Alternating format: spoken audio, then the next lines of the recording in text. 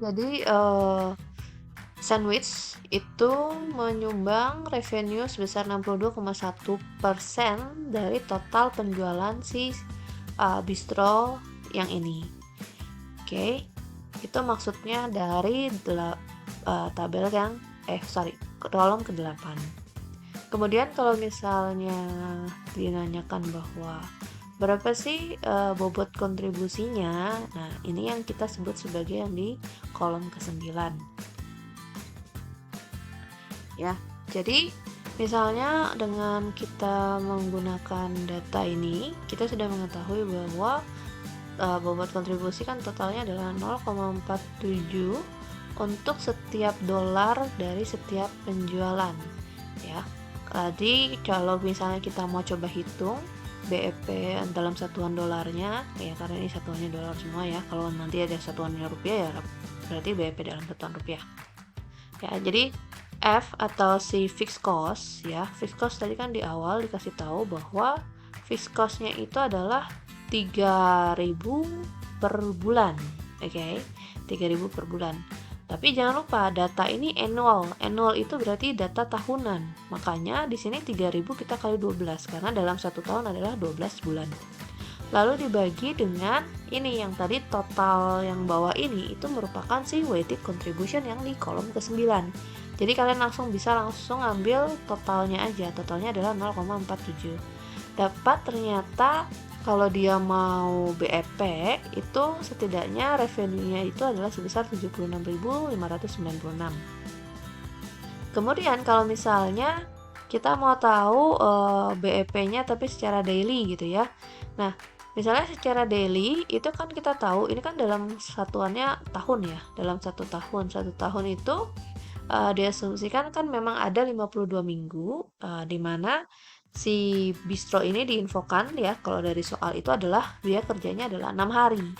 Jadi 52 kali 6 itu kan 312 hari.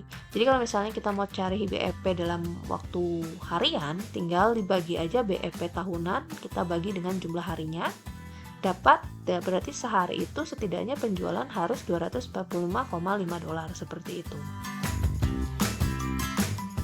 Nah, kemudian di sini ada yang namanya unit sales.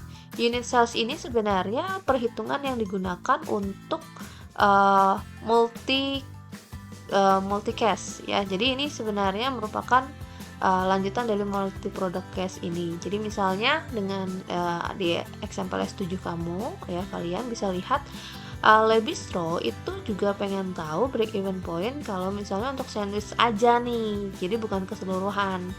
Jadi kita bisa pakai yang namanya unit sales. Di sini kita bisa dari data ya, kita kan udah tahu bahwa si sandwich itu kan tadi 62,1% tuh dari total keseluruhan. Terus kita udah hitung bahwa sehari itu untuk break even harus revenue-nya 245,5. Oke. Nah, tinggal kita kalikan tadi ya, persentase tadi kita kalikan dengan si break even daily-nya dibagi dengan si harga jual si sandwich itu. Jadi 0,621 atau 62,1% kali 245,5 dolar dibagi 5 dolar. Dapat sandwichnya adalah 30,5. Nah, kenapa dibulatin? Karena kalau kalian jual sandwich kan nggak mungkin tengah ya, jadi langsung dibulatin aja di round up, dibulatin ke atas jadi 31. Jadi untuk break even sandwich itu harus dijual sebanyak 31 sandwich per hari. Itu caranya. Ini kita ada cara untuk pengurangan resiko ya, dengan cara ya perubahan. Jadi misalnya yang A ini ternyata kita kan misalnya data ya, ini data sumbu X adalah tahun, sumbu Y adalah demand kita. Di sini kita tahu bahwa ada yang namanya expected demand. Expected demand itu yang demand yang kita harapkan seperti itu ya. Nah, di sini kalau misalnya kita mau mencapai expected demand kita yang si garis warna merah ini, Yang bisa kita lakukan itu adalah dengan cara semakin lama semakin menambah kapasitas. Ini yang A, leading demand with an incremental expansion. Kemudian yang B, itu misalnya expected demand kita itu sama ya, sama sebenarnya gambarnya sama. Cuman bedanya adalah kita leading demand with a one step expansion. Jadi misalnya kita punya expected demand itu dari tahun 1 sampai 3, kita langsung bikin new capacity untuk mencakup ketiga tahun itu. Kalau yang A ini kita bertahap per tahun, kalau yang B ini langsung ya. Kemudian ada yang namanya lagging demand with incremental expansion. Maksudnya seperti apa?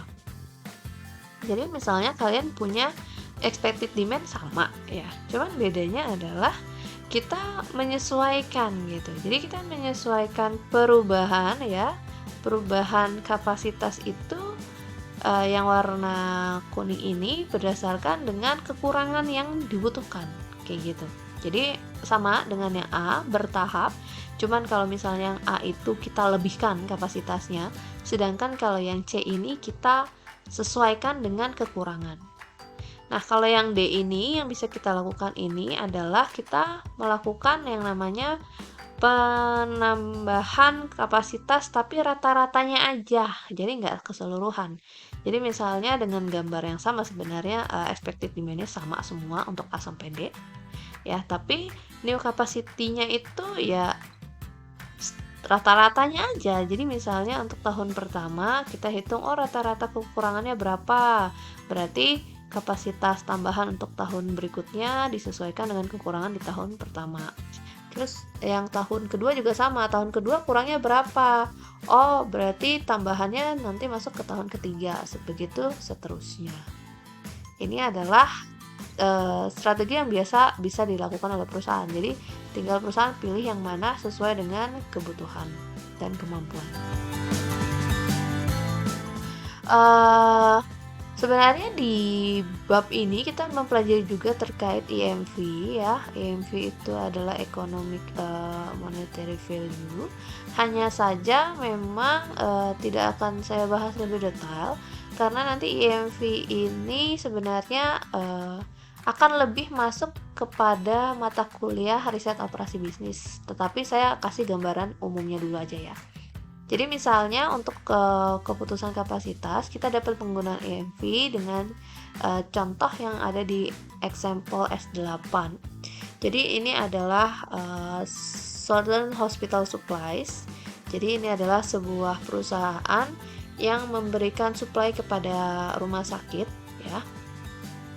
Jadi dia itu mau melakukan yang namanya ekspansi kapasitas. Ya, ekspansi berarti dia mau meningkatkan kapasitas yang dia miliki. Nah, ada beberapa opsi yang bisa digunakan dalam meningkatkan kapasitasnya. Yang pertama adalah nggak ngapa-ngapain. Oke. Kemudian yang kedua adalah membangun fasilitas kecil. Yang ketiga dia membangun fasilitas yang menengah, kemudian dia membangun kapasitas yang besar. Jadi ada 4 opsi itu ya. Kalau misalnya dia mau membuat sebuah fasilitas baru ya, fasilitas itu akan membuat jenis pakaian yang baru ya, yang akan yang kita kalau dibilang potensial atau marketability-nya dia itu masih belum jelas sih sebenarnya. Oke. Makanya sebenarnya kondisi pasar itu ketika si Southerns ini membuat fasilitas yang baru untuk produk yang baru, itu bisa pasar suka, bisa pasar tidak, karena kan tidak diketahui ya. Nah, jika misalnya dia membuat fasilitas yang besar ya, dan ternyata market dia itu senang dengan barang dia, maka dia akan mendapatkan profit 100.000 ya. Tapi kalau enggak, dia akan mendapatkan kerugian 90.000. Nah, kalau dia membangun yang medium plan ya, fasilitas yang medium, dia itu bisa dapat 60.000 profitnya kalau misalnya pasarnya suka. Tapi dia juga akan rugi kalau misalnya pasarnya tidak suka, ruginya sebesar 10.000.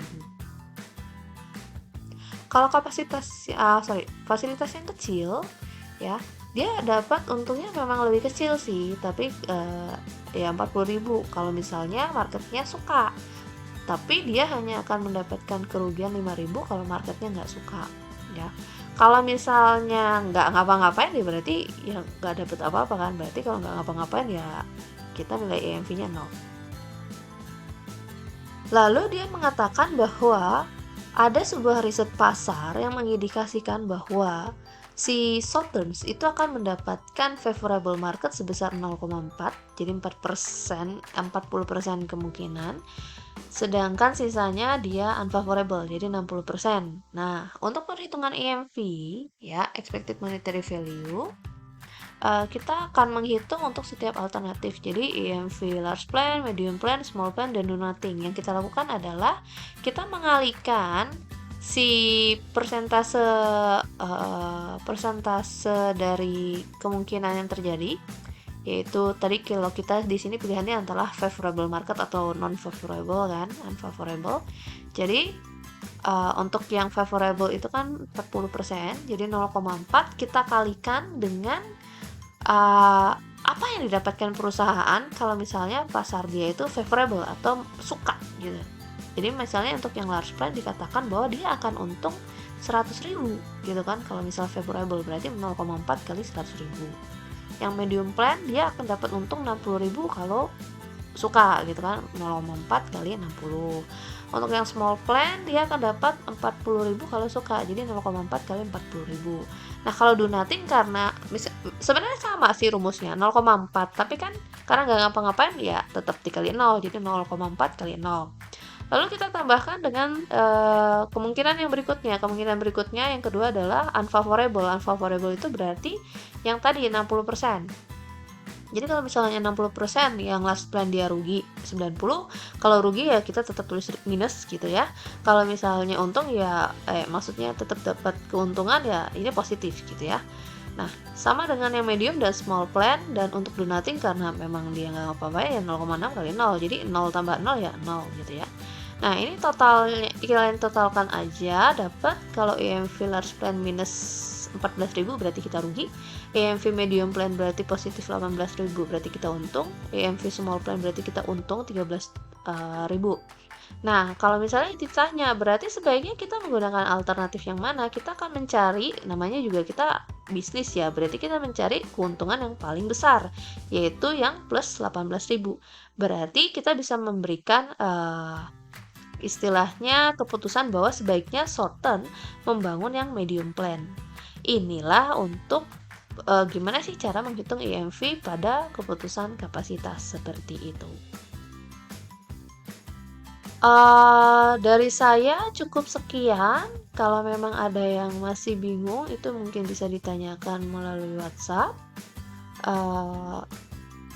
Kalau masih ada yang perlu ditanyakan atau yang mungkin tadi perhitungan-perhitungan yang mungkin agak-agak ada yang lupa, itu bisa dilihat lagi video ini, atau nanti saya juga akan memberikan video khusus terkait video hitungan.